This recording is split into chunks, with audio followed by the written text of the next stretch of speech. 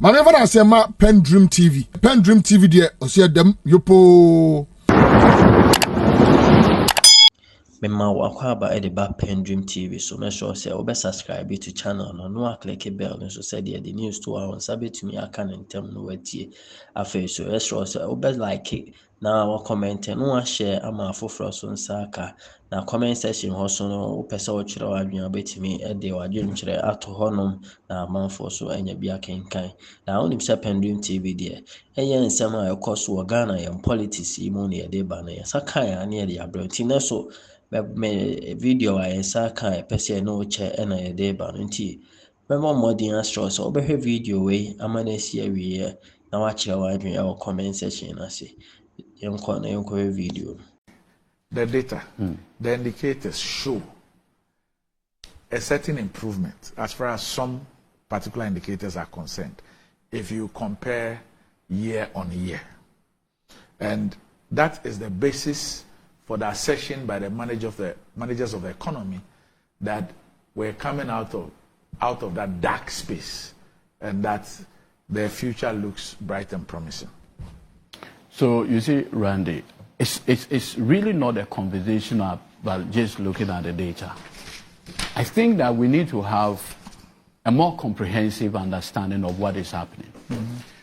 Randy, first of all, we got here because, you see, a group of people got power and decided that they'll use the benefit of that power to enrich themselves. They didn't invent COVID. Not the COVID. They didn't produce COVID. I'll deal with COVID. They didn't produce Russia-Ukraine. Randy, what you should understand is that by 2019, government itself has acknowledged that the economy was not doing well. So itself had put in place a 40-member committee or so as to how to resolve the depreciation of the city. That's an acknowledgement that even as at that time, there were problems or challenges with the economy. But the point I'm making is that, listen, in the space of 5 years, right, the Akufo-Addo administration went into the Eurobond market and within the space of 5 years took $13 billion worth of Eurobond. If you isolate the 2.25 billion Franklin Templeton bonds, at least you are still left with $11 billion worth of bonds within the space of 5 years. That started our problem with the fact that we're no longer in position to service those debts. And therefore, on the 1st of July 2022, we have to run to the IMF in an ambulance. That started the problem that we are having today. Now, I have heard my brother here say that, look, we should applaud government because today, right, we are going to see a situation where the IMF is going to give us $360 million. And so they have done well. So we should applaud them. Randy, if my calculations are right, okay, we are talking about $360 million. But just oppose that against the fact that within the same period that we're looking desperately for $360 million from the IMF, we were spending $250 million to build a new head office for BOG. We are also looking at another $250 million to organize a sponsoring program. We have, hold on, Randy, I'm coming. The BOG that we are recapitalizing. Can you imagine? So that's the point I'm making. That at the time when you go to the IMF, cap in hand, you had $250 million to build a new head office. You had $250 million to organize a sporting program.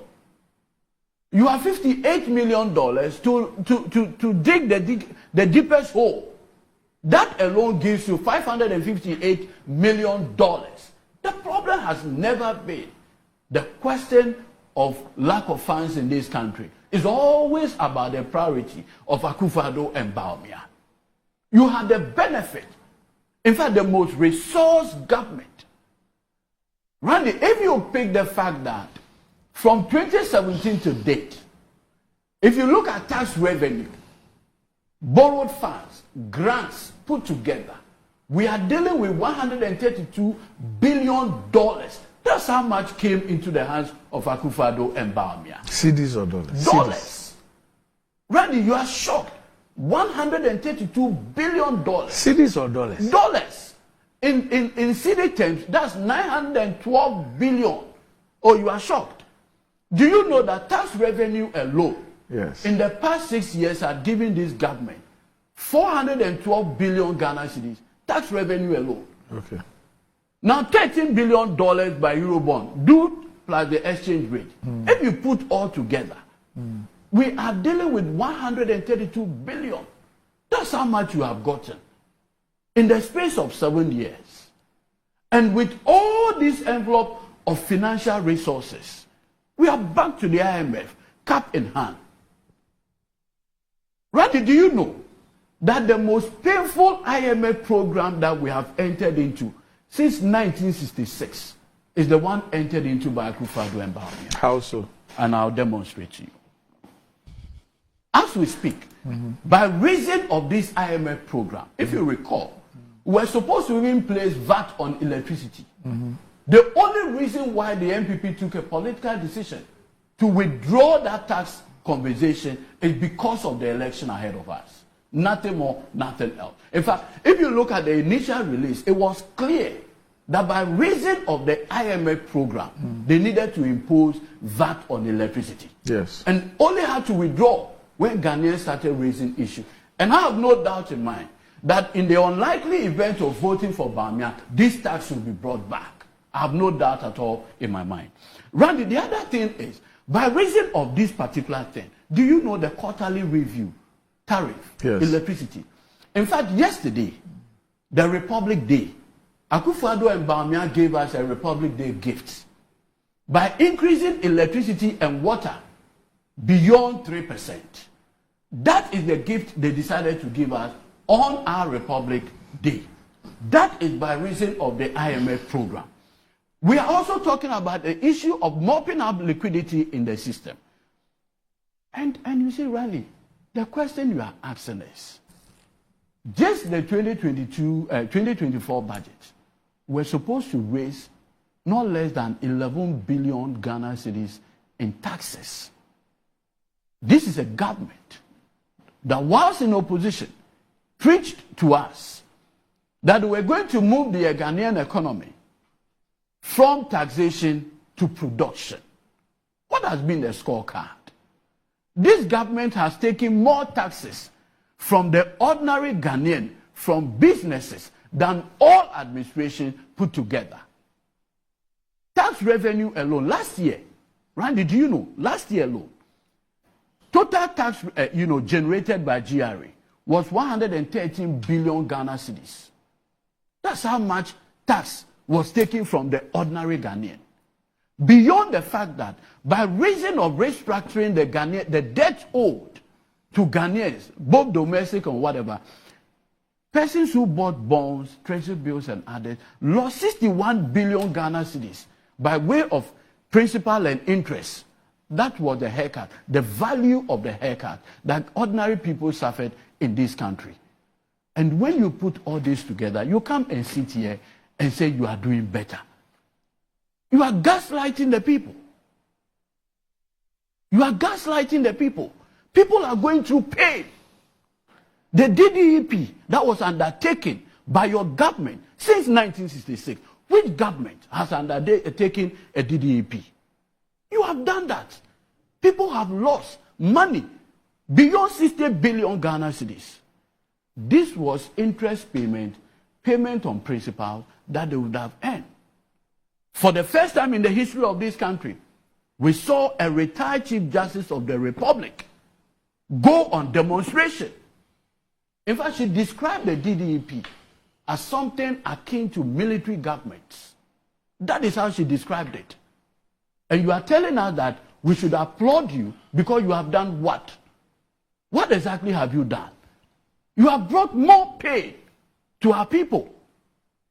And Randy, you see, the shocking part is that I recall one of the prospectus that they sent when they were going for the Eurobond, right, was the fact that they were going to, or Ghana was going to produce crude oil and will be doing 500,000 barrels annually.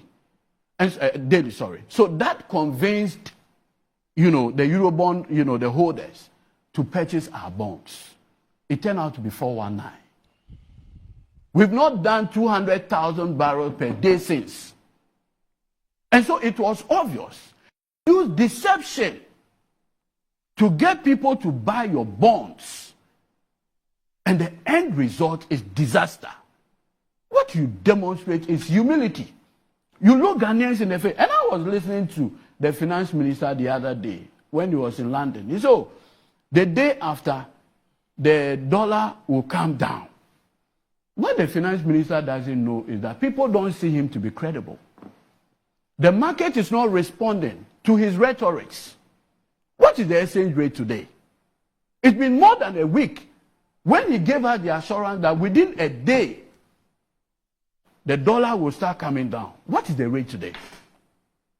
It's simply because the current managers of the economy do not have the benefit of credibility. They are not persons of credit. Nobody takes their word for anything. Now you are telling me that you have made a savings of $4.5 billion by raising of the arrangement with our creditors.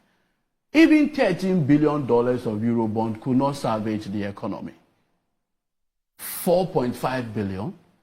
Randy, do you know that as we speak now, the same finance minister with his lawyers are preparing $2 billion worth of loan from South Korea? Yes. So you go for a savings of 4.5 billion, and what do? Go and borrow additional $2 billion. They are also looking at taking almost $1 billion from Afri-Exim. So within this same space, you want to get almost $3 billion. What exactly are you guys doing to the economy?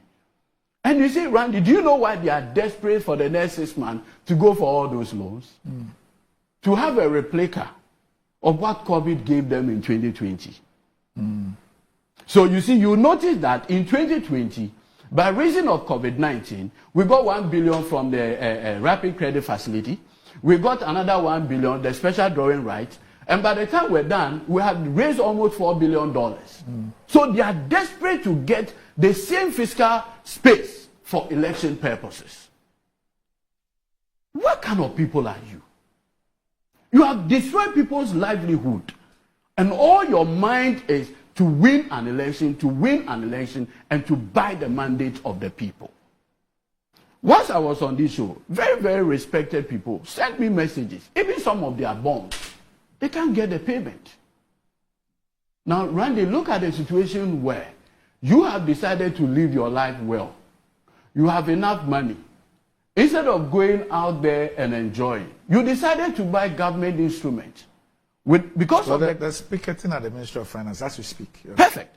Because of the traditional notion that government securities are more, they are more secured. So instead of spending the money, you decided to buy government bonds. You wake up one morning, the same government tells you that we are bankrupt. And you sit here and say, but that's the truth. We are bankrupt. Yes, but the point is, how did we get to this bankrupt stage? The most resource administration, because you decided to engage in, wastage. Waste. Today, you, my brother Paul Green, can you go and stand at the National Cathedral site and encourage young people of this country that you have done something worth celebrating? Can you do that? You are even a Christian, a missionary, for that matter. Hey, really? Yes. Oh, okay, I didn't know that. Oh, Lighthouse. He was I saw him at my church last Sunday. Can you, in all good conscience, do that? And you were talking about legacy debt. I think, you see, sometimes I listen to you communicators of the MPP, and I say, is it that you have no benefit of, say, respecting us? I recall vividly, in 2015, December, when H.E. John Dramani Mahama brought the Energy Sector Levies Act, primary responsibility, how to repay the legacy debts owed. Randy, do you know how much ESLA from 2015 had given this administration in excess of 10 billion Ghana cedis. Go and check. And what have you used that money for? You borrowed at the back of Elsla PLC. And what became of the money? Did you use it to settle the debt owed, the IPPs? Never. In fact, when you look at what they used the bond for, Randy, consumption. This administration is what Ewes called Madumaku Yediu. Nothing useful. Can you tell me in good conscience what you can look Ghanaians in the face and said, we borrowed $13 billion of Eurobond. We use it for A, B, C, D. Can you do that? That is what governance is about. And when you got the opportunity, you wasted it. Akufo-Addo is what you describe. I don't know. Okay. The opportunity and the fact that you people decided to, as it were, destroy that opportunity. Today, at the end, Randy, we are battling with exchange rates in the region of 15 Ghana cedis to $1. We are dealing with unemployment rate beyond 14% from 8%. We are dealing with youth unemployment specifically from 21% in 2016 to 32% today. Incidentally, Randy, if you look at the living standards conversation, it is curious that the region with the highest unemployment rates is Northeast, where the flag bearer of the MPP, Dr. Mahmoud Bawumia, comes from. The last time he promised a watermelon factory. I understand it is in production now.